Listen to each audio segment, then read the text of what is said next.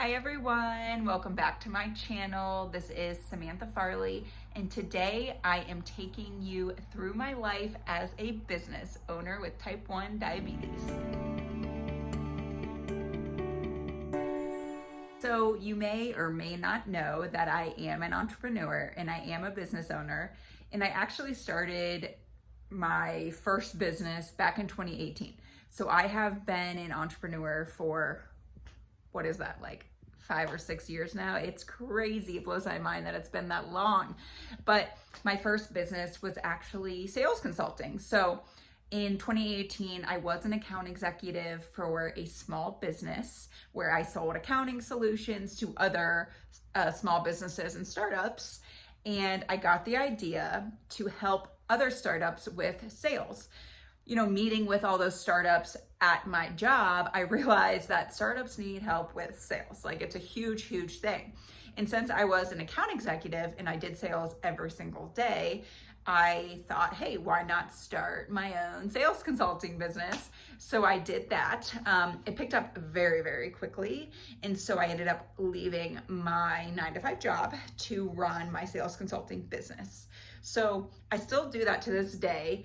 It's not really a focus for me anymore. Like if a company reaches out to me and wants sales help, I'll do it, but I'm by no means trying to grow that or reaching out to customers or anything like that.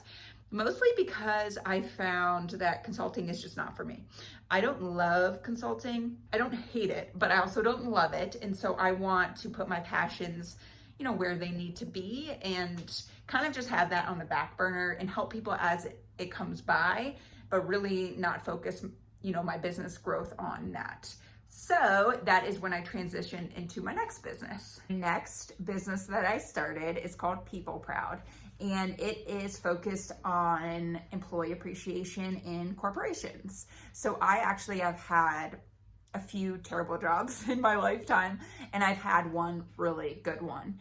And the reason that one job that I had was so amazing was because of the way they treated me. They treated me like a human being. They treated me like a person. My boss literally treated me like her daughter in the sense that she cared so much about my personal being.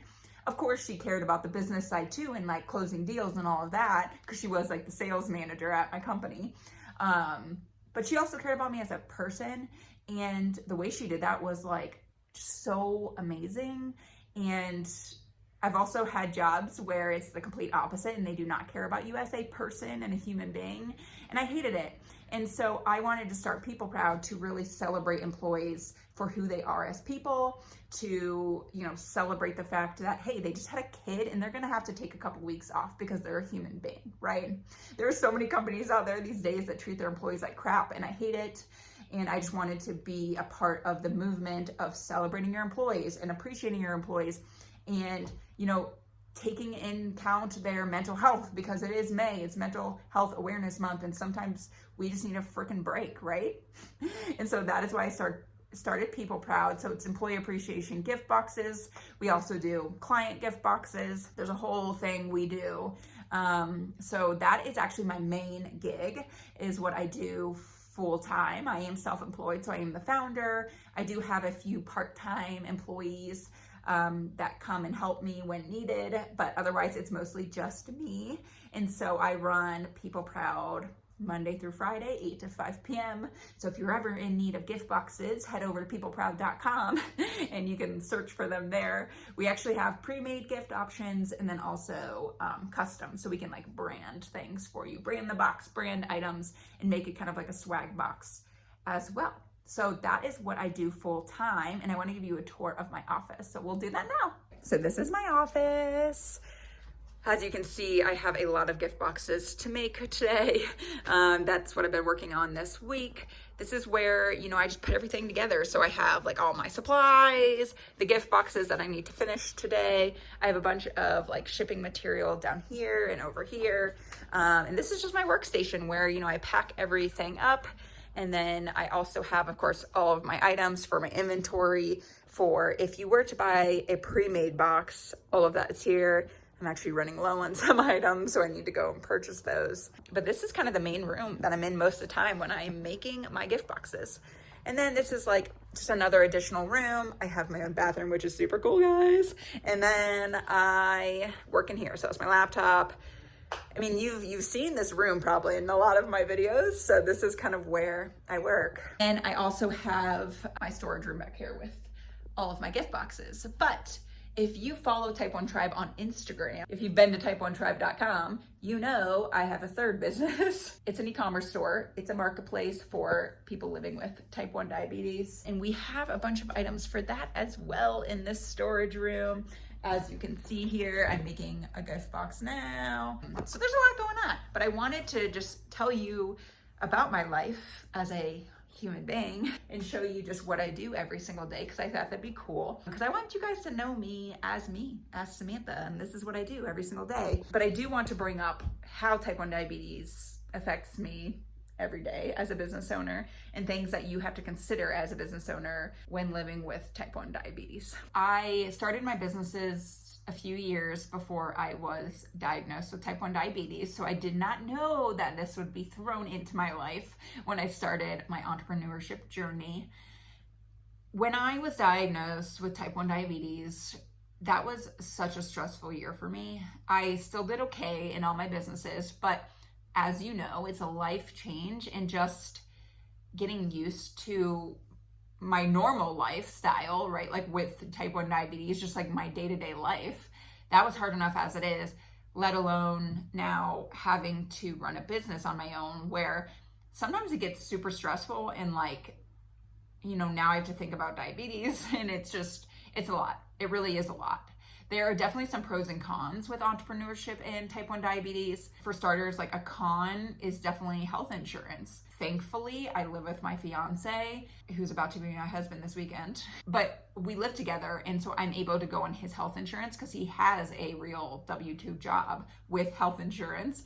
And so thank God I was on that when I was diagnosed, because I think my bill was like $300,000 for my hospital visit. Not that I had to pay. That was just like the bill. Insurance covered most of that.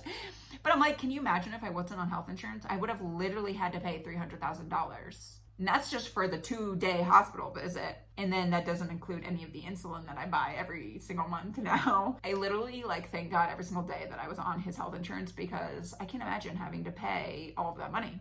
And it's also just so great being on his insurance for all the monthly bills that I have. You know, Dexcom, my insulin, everything I have to buy, thankfully, is covered partially by his insurance, so I can not have to pay a ton of money to stay alive. So that's one thing you have to consider when you want to become an entrepreneur, is what the heck am I going to do for health insurance? There are a lot of cool tools out there nowadays and softwares that are making it easier for people to become an entrepreneur and get health insurance. But it's hard because when you're not in a huge organization, you don't get the same benefits that you would as like a solo entrepreneur with health insurance. For the time being, I'm definitely staying on my fiance's health insurance, because that's just what I have to do to stay alive, which is insane. Health insurance is definitely a con as an entrepreneur. A pro, though, for sure, is the time freedom that I have. So, for example, my blood sugar right now is 115, but if I, let's say, had like a heavy carb breakfast, you know, and then it hits me 2 hours later, I can go for a walk whenever the heck I want, which is amazing, right? Like I don't have scheduled, I mean, I do have scheduled calls with like clients and stuff, but I don't work for a boss. I don't have a boss. I am the boss. So I can go leave and do a 30-minute walk to bring my blood sugars down at any point in time during my business day.